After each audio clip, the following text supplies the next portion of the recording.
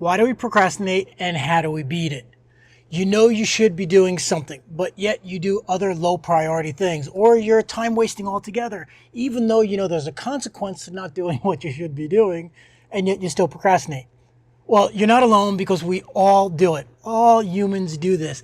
The question is, how much do you procrastinate? Do you procrastinate a lot, or do you procrastinate just a little bit, or somewhere in the middle? Procrastination is a human trait that is a form of self-sabotage and also a form of protection. If we procrastinate, we don't feel bad, but yet we'll feel bad later because we don't get that done. But in the moment, we feel better. So that's one form. The other one is self-protection, where we're protecting ourselves from fear, from embarrassment, from something else psychologically and emotional. So it's making us feel better in the moment by procrastinating, even though if you did the thing you're supposed to do, or you do the things that you want to do, then you'll feel better later. But our mind and our bodies and our emotions don't think that way. It thinks for the immediate, the minute to minute benefit that we're going to get. And that's what makes doing the right thing, the thing you need to be done, so hard, because the self-sabotage and the procrastination is going to sidetrack you at every opportunity it gets. And you can't avoid that. But what you can do is condition yourself for not procrastinating. You can condition yourself for being effective, for being productive, for not being sidetracked. And in today's world with technology and social media and chimes and bings and buzzes that are on your phone, all these notifications, there are so many things that are distracting us, so much more than it was just, say, 20 years ago, before the start of smartphones and the technology that we're connected every single time. I mean, even now we got to watch that buzzes every time we get an email. What the hell do you need to watch to buzz every time you get an email for? There's nothing that important that you can't wait for that email or for that notification.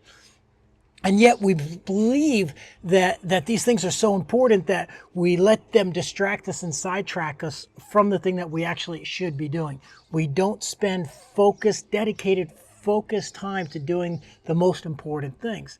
So let's go over a few of these things. What do we do instead of the important things? We'll do things like answer emails. We'll clean the house. We'll fix something. We'll organize the desk, organize something in the house.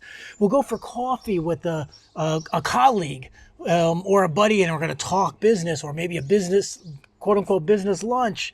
Not saying that all business lunches are bad, but a lot of times we do it as a form of procrastination.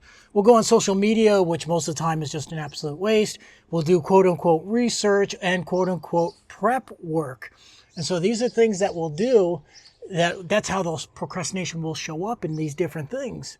And so what does procrastination look like? Why are we self-sabotaging? Why are we procrastinating to feel better in the moment than to do the thing that we know will make us feel better long-term, make us wealthier, make us healthier, make us fitter, make us happier, make us have better connections, help us, in all sorts of ways. But how does it show up in these forms of procrastination and self-sabotage?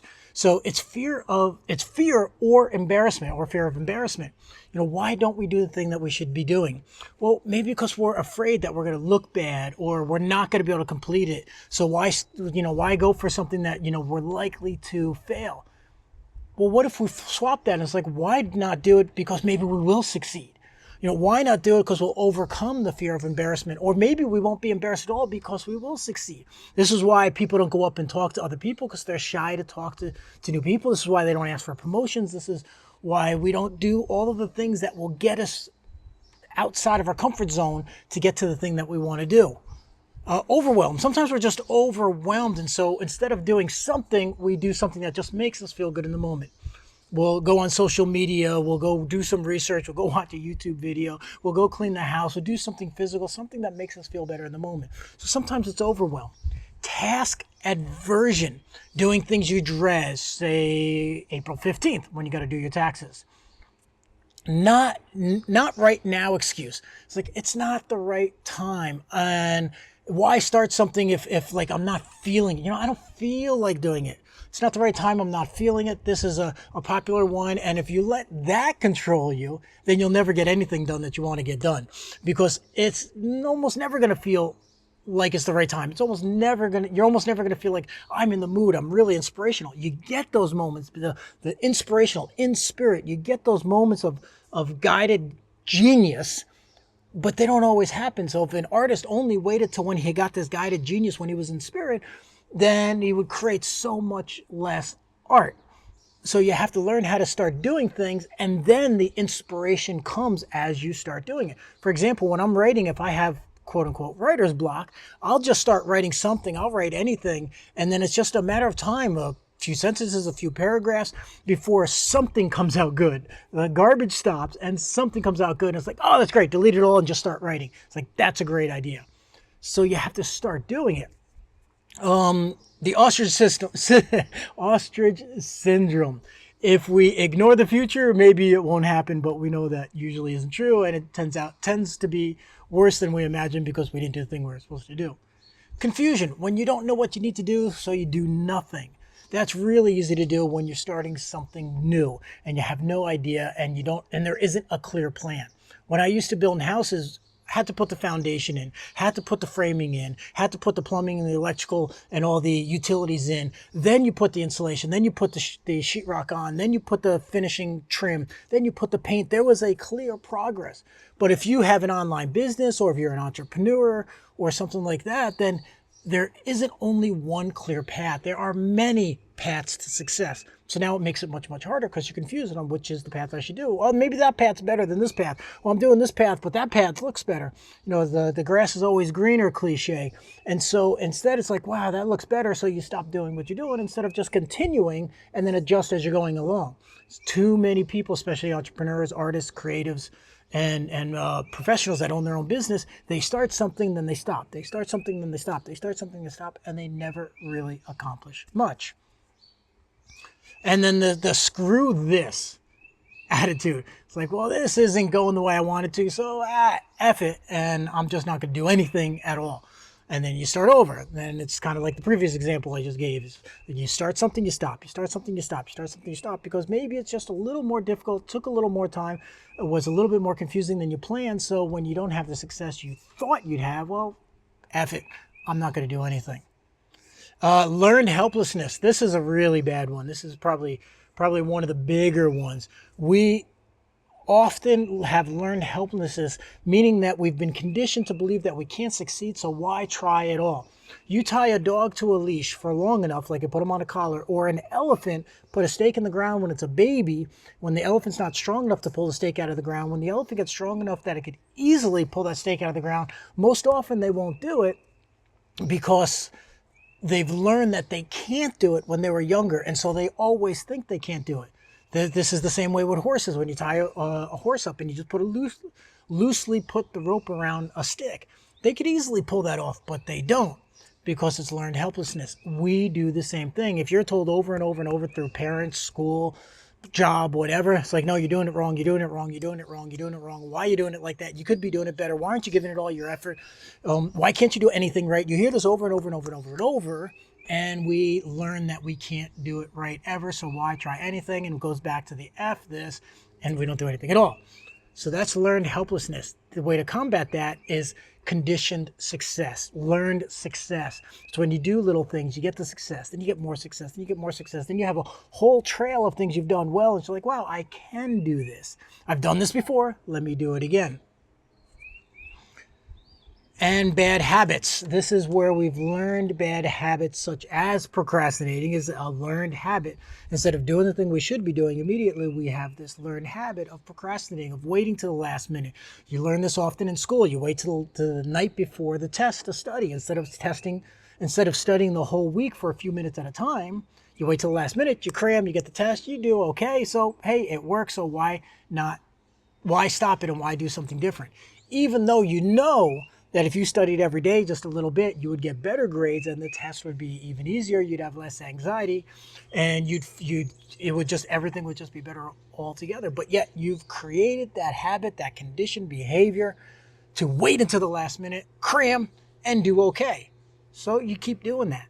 But there's a better way, and you know there is, but yet you keep doing the same thing because it's conditioned habit.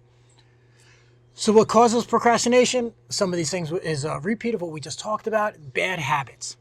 Bad habits that have been conditioned over time. An unconditioned mind.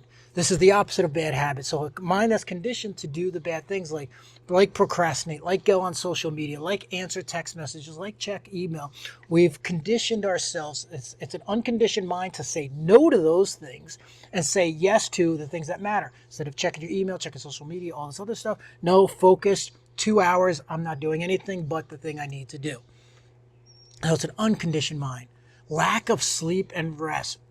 Nobody gives this enough credit because this is so super important. I know this from my personal experience that if I sleep well, even just reasonably well, not amazing, but just reasonably well, I'm probably 10 times more productive than if I don't sleep enough. And yeah, we wear it like a badge on our chest. It's like, oh, I only slept 4 hours and I got through the day. Yeah, you did, but it's not nearly as effective as if you got a full night's sleep. We should be wearing a badge of honor like, I slept 7.5 hours. I slept 8 hours. I slept 9 hours last night. That should be the badge of honor because we're more productive, we're more clear-headed, we're more creative. Everything works better when we sleep well. The other side of that is exercise. If you're exercising, you get the adrenaline, you get the endorphins, you get all these good chemicals going through your body that also go through your mind. So you're more creative, you're more productive, you're more focused, you deal with stress better, you have more energy, you have more endurance. So exercising should be a part of every single day. Again, doesn't get enough credit for beating procrastination. And then we got to condition good habits like training a dog. I've been training my dog. My one dog likes to take off. She bolts. She'll stick around for a little while. She'll see a squirrel, a deer, whatever it is, and she's gone. And so how do you train her out of that? Well, I keep treats in my pocket when she's off leash out in the yard, and I train her. So she starts going a little too far. I call her back. I give her a treat. She goes going too far. Call her back. Give her a treat. She takes off and she's a bad girl. I don't scold her. When she comes back, I give her a treat and want her to always know this is the safe place. This is the great place. And so this is how you train a dog. This is also the same way you train yourself. You have rewards and punishment. Well, if I don't do this, then I don't get to do this other thing I want to do. If I don't finish it, then no social media for the rest of the day. But if I finish it, I could be on social media. If I don't finish this, then no dessert or going out to dinner or some other thing that you might want. If I finish this, I'm going to go treat myself to a nice dessert. I'm going to treat myself to a nice bottle of wine, nice dinner out, whatever it is. So you have a punishment for not doing it, not taking the proper action, then the reward, getting the cookie, getting the treat, if you do it. So you got to condition the good habits. And then accountability. This is probably one that also doesn't get nearly enough credibility in beating procrastination. Having accountability partner, accountability system, some way, accountability checklist, even just a simple checklist, writing what you're going to get done these days and check today and check it off. These things make such a huge difference in how much you get done. Just a checklist. Posting to a friend is like, hey, this is what I'm going to get done today. Send a message in the morning, in the evening. This is what I got done. This is what I didn't get done. That's great. Part of Unstoppable Morning is showing you how to beat procrastination by beating great habits. So if you haven't joined the community yet, it's free to join. You can join the free group. You can also join the premium group, whichever one you prefer. But I train you on how to beat procrastination by setting up a system of success so that you get the wins, so that you don't get sidetracked and you don't self-sabotage in the form of procrastination and these other things. So go ahead to unstoppablemorning.com or sign up on the link below. You can join for free. You can join me on my live calls where I'll answer your questions and give you more strategies and education on how to beat procrastination. So reminder, this procrastination is a form of self-sabotage. It's a form of protection. It's a form of in-the-moment enjoyment, instant gratification. But all of the things you want are on the other side of instant gratification, the 2 hours of dedicated focus, not checking the emails, checking notifications, checking whatever else. And so everything you want is learning how to not be self-sabotaged by procrastination in these instant gratification moments and doing the things that you know you can do, and so that you make more money, you have a great body, you have the great lifestyle, you feel great about yourself, you have a ton of self-confidence. All of the things are on the other side of not procrastinating. I'll see you in Unstoppable Morning. Check the link below.